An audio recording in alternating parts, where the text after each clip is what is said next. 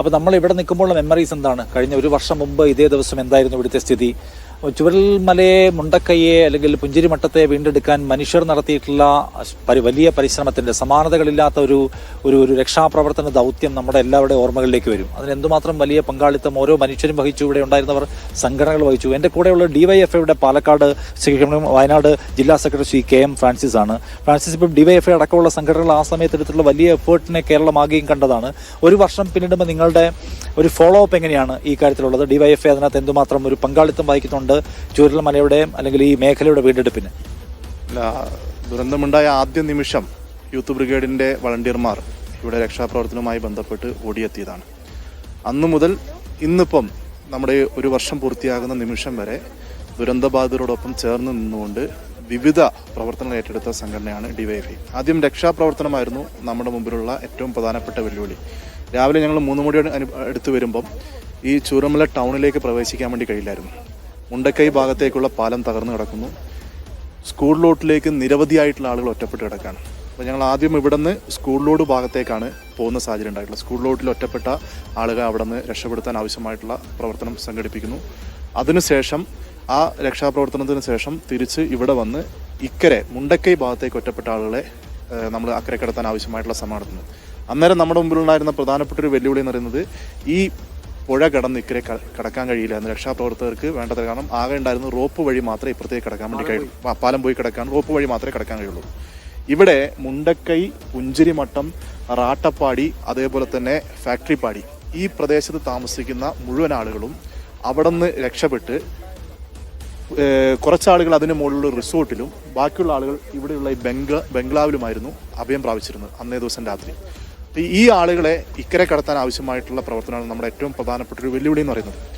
അന്നേ ദിവസം ആദ്യഘട്ടത്തിൽ നമുക്ക് ഈ ആളുകളെ ഈ റോപ്പ് വഴി ഒരു 25-ൽ താഴെ ആളുകളെ മാത്രമേ അക്കരെ കടത്താൻ വേണ്ടി കഴിയുള്ളൂ. 500-ൽ താഴെ ആളുകൾ ഈ പ്രദേശത്ത് രണ്ടിടത്തുമായിട്ട് ഇവിടെ ഒറ്റപ്പെട്ട് നിൽക്കുന്ന സാഹചര്യം.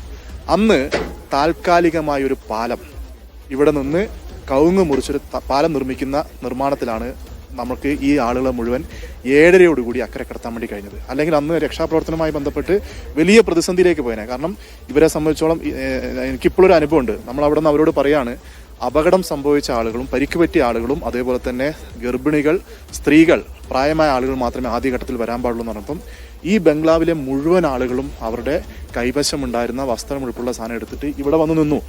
പുഴയ്ക്കക്കരെ വന്ന് നിൽക്കുകയാണ്. അങ്ങനെ ഞങ്ങൾക്കിനി ഇവിടെ നിൽക്കാൻ കഴിയില്ല, ഒരു നിമിഷം പോലും നിൽക്കാൻ കഴിയില്ല. അന്ന് രാത്രി അവരിവിടെ കഴിച്ചുവിടാൻ വേണ്ടി പറഞ്ഞിരുന്നെങ്കിൽ എന്തായിരിക്കും മാനസികമായിട്ട് അവരനുഭവിക്കുന്ന ഒരു സംഘർഷം, അതിൻ്റെ ഭാഗമായിട്ടുണ്ടാകുന്ന അപകടങ്ങൾ വലിയ പ്രശ്നം. അപ്പം അത് മനസ്സിലാക്കിക്കൊണ്ടാണ് ഞങ്ങൾ ഇവിടെ നിന്ന് ഒരു താൽക്കാലിക പാലം നിർമ്മിക്കാൻ വേണ്ടി. എൻ്റെ ഓർമ്മ ഇപ്പോഴും മനസ്സിലാക്കുന്നുണ്ട്. അതായത് ആദ്യഘട്ടത്തിൽ വന്ന മിലിറ്ററി ഓഫീസർമാർ അവരിവിടെ വന്ന് ഇക്കരെ കടക്കാൻ ആവശ്യമായിട്ട് പ്ലാൻ തയ്യാറാക്കുന്നു. അപ്പോൾ അവർ ഈ റോപ്പ് വഴി എല്ലാവർക്കും കിടക്കാൻ വേണ്ടി കഴിയില്ല, നിങ്ങൾ മറ്റെന്തെങ്കിലും സംവിധാനം നമുക്ക് കരുതണമെന്ന് പറയുന്നു. അവർ അതുമായി ബന്ധപ്പെട്ട ചർച്ച നടക്കുന്നു. അവർക്കൊരു തോണി, അതായത് റബ്ബറിൻ്റെ തോണി കിട്ടുകയാണെങ്കിൽ ഞങ്ങൾ എത്തിക്കാൻ പറഞ്ഞു. അങ്ങനെ ഫയർഫോഴ്സിൻ്റെ വണ്ടിയിൽ പോയി യൂത്ത് ബ്രിഗേഡ് ആ തോണി ഇവിടെ എത്തിക്കുന്നു. പക്ഷെ അവർ അന്നേരം നല്ല കുത്തൊഴുക്കാണ്, കടക്കാൻ കഴിയില്ല എന്ന് പറയുന്നു. രണ്ടാമത് വന്ന മിലിറ്ററി ടീമിനോട് ഞങ്ങൾ ഇതേ ആശങ്കയാണ് പങ്കെടുക്കുന്നത്. എത്രയും പെട്ടെന്ന് ആളുകൾ ഇപ്പോൾ കടത്താൻ ആവശ്യമായിട്ടുള്ളൊരു വഴി കാണണം, അതിനെന്താ ഞങ്ങളുടെ സഹായം വേണ്ടെന്നുള്ളതാണ് ഞങ്ങൾ ചോദിച്ചുകൊണ്ടിരിക്കുന്നത്. അപ്പോൾ രണ്ടാമത് വന്ന മിലിറ്ററി ഓഫീസേഴ്സ് പറഞ്ഞത്, നിങ്ങൾ കുറച്ച് കവുങ്ങ് മുറിച്ചിലാണെങ്കിൽ നമുക്കൊരു സംവിധാനം ആക്കാം എന്ന് പറഞ്ഞു. അങ്ങനെ കവുങ്ങ് മുറിക്കാൻ വേണ്ടിയിട്ട് ഞങ്ങൾ യൂത്ത് ബ്രിഗേഡിൻ്റെ വളണ്ടിയർമാർ, ഞാൻ ഇവിടുത്തെ പാർട്ടി ലോക്കൽ സെക്രട്ടറി അവിടെ നിന്ന് വിളിക്കുകയാണ്, നമുക്കൊരു 4 കവുങ്ങ് കിട്ടുക എവിടെയാണ്. അപ്പം ബൈജു പറഞ്ഞു നമുക്ക് പള്ളിയിൽ ചോദിക്കാം. അന്നേരം തന്നെ ബൈജുവിനെ തിരിച്ചു പറഞ്ഞു, ആ പള്ളിയിലുണ്ട്, മുറിക്കുന്ന കുഴപ്പമില്ല. അപ്പം നമ്മൾ ആ പുറകിൽ കാണുന്ന പള്ളീൻ്റെ കോമ്പൗണ്ടിൽ നിന്ന് ഒരു 4 കവുങ്ങ് മുറിച്ച് അവിടെ നിന്ന് ചുമന്ന് ഇതിലേ കൊണ്ടുവന്ന് ഈ കാണുന്ന പ്രദേശത്താണ് ആദ്യത്തെ നമ്മൾ താൽക്കാലിക പാലം ഇടുന്നത്. ആ പാലം ഇട്ട് അന്നുണ്ടായിരുന്ന ഈ പുഴയ്ക്കക്കരെ ഉണ്ടായിരുന്ന ജീവനോടെ ഇരിക്കുന്ന മുഴുവൻ ആളുകൾ നമ്മൾ അപ്പുറത്ത് കിടന്നു. അതാണ് രക്ഷാപ്രവർത്തനത്തിൻ്റെ അതിനിർണായകമായ ഘട്ടമെന്ന് ഞാൻ മനസ്സിലാക്കുന്ന ഒരു കാര്യം. കാരണം അന്ന് നമുക്ക് ആ പ്രവർത്തനം പൂർത്തിയാക്കാൻ വേണ്ടി കഴിഞ്ഞിട്ടില്ലെങ്കിൽ ഒരു പക്ഷേ ആ രക്ഷാപ്രവർത്തനത്തിൻ്റെ ഏറ്റവും നെഗറ്റീവായിട്ടുള്ള വശങ്ങളായിരുന്നു അന്ന് ചർച്ച ചെയ്യുന്ന സാഹചര്യം. കാരണം ജീവനോടെ ആളുകൾ ഇപ്പുറത്ത് നിൽക്കുക എന്ന് പറയുന്നത് അപ്പുറത്ത് നമുക്ക് തിരിച്ചു പോകാൻ വേണ്ടി കഴിയുന്ന സാഹചര്യമായിരുന്നില്ല. അപ്പം അങ്ങനെ ഓരോ ഘട്ടത്തിലും യൂത്ത് ബ്രിഗേഡിൻ്റെ വളണ്ടിയർമാർ ഇവിടെ നിർണായകമായിട്ടുള്ള രക്ഷാപ്രവർത്തനവുമായി ബന്ധപ്പെട്ട് പങ്കെടുത്ത് പിന്നീട് പിറ്റേ ദിവസം മുതൽ നമ്മൾ ചെയ്തത് ഇവിടുത്തെ തെരച്ചിൽ പ്രവർത്തനവുമായി ബന്ധപ്പെട്ട് വിവിധ സോണുകളായിരുന്നു തിരിച്ചപ്പെടുത്തും. ഒന്ന് പുഞ്ചിരിമട്ടം, അതേപോലെ തന്നെ മുണ്ടക്കൈ, സ്കൂൾ പരിസരം, Chooralmala town, village office road, ഇങ്ങനെയായിരുന്നു ഈ തെരച്ചിലുമായി ബന്ധപ്പെട്ട സോൺ. ഈ ഓരോ സോണിലേക്കും ആവശ്യമായിട്ടുള്ള വളണ്ടിയർമാരെ DYFIയുടെ യൂത്ത് ബ്രിഗേഡ് എന്ന നിലയ്ക്ക് അവിടെ ഓരോ ദിവസവും തലേ ദിവസം ഇരുന്ന് ചർച്ച ചെയ്ത് വേണ്ട ആളുകളെ കൊടുക്കുന്ന സാഹചര്യം. രാവിലെ ഏറ്റവും ആദ്യം തെരച്ചിൽ തുടങ്ങുന്ന ആദ്യ നിമിഷവും അവസാന നിമിഷം വരെ ഇവിടെ നിൽക്കുക എന്നുള്ളതായിരുന്നു യൂത്ത് ബ്രിഗേഡ് വഹിച്ചൊരു പങ്ക്. അതുകൊണ്ടാണ് യൂത്ത് ബ്രിഗേഡുമായി ബന്ധപ്പെട്ട് ഏറ്റവും കൂടുതൽ ചർച്ച ചെയ്യപ്പെട്ടൊരു വിഷയമാണ് ഒരു കലുങ്കിനടിയിൽ ജീവന്റെ അംശം കണ്ടെത്തി എന്ന് ഒരു ചർച്ച വരികയും അവിടെ തിരച്ചിൽ നടത്താൻ ആവശ്യമായിട്ടുള്ള പ്രവർത്തനം സംഘടിപ്പിക്കുന്ന ഒരു സാഹചര്യം ഉണ്ടായിട്ടുള്ളത്. അന്നേ ദിവസം അന്നത്തെ തെരച്ചിൽ പ്രവർത്തനം അവസാനിപ്പിച്ചിരുന്നു. ആ തെരച്ചിൽ പ്രവർത്തനം അവസാനിപ്പിക്കുമ്പോൾ അവസാന നിമിഷം ഇറങ്ങി വരിക എന്നുള്ളൊരു പോളിസിയായിരുന്നു ഡിവൈഎഫ്ഐയുടെ യൂത്ത് ബ്രിഗേഡ് സ്വീകരിച്ചത്. പക്ഷേ അതുകൊണ്ടാണ് ഞങ്ങൾക്ക് അതിനകത്ത് പങ്കെടുക്കാൻ വേണ്ടി കഴിഞ്ഞത്. അപ്പോൾ അവിടെ ജീവന്റെ അംശമുണ്ടെന്ന് പറയുന്നു. ആ ജീവന്റെ അംശം ഒരുപക്ഷെ കലുങ്കിനടിയിലായിരിക്കാം എന്ന് ഒരു സംശയത്തിന്റെ ഭാഗമായി അവിടുത്തെ ഹിറ്റാച്ചി ഉപയോഗിച്ച് കലുങ്കിനടിയിൽ രണ്ട് സൈഡിലെയും മണ്ണ് മാറ്റിക്കൊണ്ടിരിക്കുകയാണ്. പക്ഷേ നമുക്കറിയാം ഹിറ്റാച്ചിക്ക് ഒരു പരിമിതിയുണ്ട്. ഈ മണ്ണ് അടിയിലേക്ക് മാറ്റാൻ വേണ്ടി എത്തുന്നതിന് പരിമിതിയുണ്ട്. ആ പരിമിതി മനസ്സിലാക്കിക്കൊണ്ടാണ് യൂത്ത് ബ്രിഗേഡിന്റെ വളണ്ടിയർമാർ ആ കലുങ്കിലേക്ക് ഇറങ്ങി കയ്യും അതേപോലെ തന്നെ ചെറിയ കൈക്കോട്ട് ഉൾപ്പെടെ ഉപയോഗിച്ചുകൊണ്ട് ആ കലുങ്കിലെ മണ്ണും കല്ലും ചെളിയും എല്ലാം മാറ്റുന്നത്. അതെന്താ വിഷയിച്ചാൽ അവിടെ ഉണ്ടായിരുന്ന മിലിറ്ററി ഓഫീസർമാരുൾപ്പെടെ അതിനകത്ത് ഇറങ്ങാൻ പഠിച്ചതിന് കാരണം എന്ന് പറയുന്നത് അതിന് മുകളിൽ നിരവധിയായിട്ടുള്ള ബോഡി 2-3 ദിവസങ്ങൾ റിക്കവർ ചെയ്താണ്. ഈ ബോഡിയുടെ അവശിഷ്ടങ്ങളെല്ലാം ഒഴുകി കെട്ടിക്കിടക്കുന്ന സ്ഥലമാണ് ഈ കലുങ്ക് എന്ന് പറയുന്നത്. അതുകൊണ്ടായിരിക്കും ആളുകൾ ആദ്യഘട്ടത്തിൽ ഇറങ്ങാൻ മടിച്ചിട്ടുണ്ടാകുക. അവിടെയാണ് സ്വാഭാവികമായിട്ടും രോഗമൊക്കെ വരാനുള്ള സാധ്യത ഉണ്ടല്ലോ. അതായിരിക്കാം അവരെല്ലാം ഇറങ്ങാൻ പഠിച്ചത്. പക്ഷെ നമ്മളെ സംബന്ധിച്ചോളം അവിടെ ഇറങ്ങി പരിശോധിച്ച് അതിൽ ഒരു ജീവന്റെ അംശം ഇല്ലാന്ന് ഉറപ്പുവരുത്തുക എന്നുള്ളത് യൂത്ത് ബ്രിഗേഡിന്റെ ഉത്തരവാദിത്തമാണെന്നുള്ള തിരിച്ചറിവിൽ നിന്നുകൊണ്ടാണ് നമ്മൾ അന്ന് ഇറങ്ങി പരിശോധന നടത്തിയത്. പിന്നീട് ഇതിന്റെ പുനരധിവാസവുമായി ബന്ധപ്പെട്ട് അവിടെയും അവസാനിച്ചില്ല യൂത്ത് ബ്രിഗേഡിന്റെ പ്രവർത്തനം.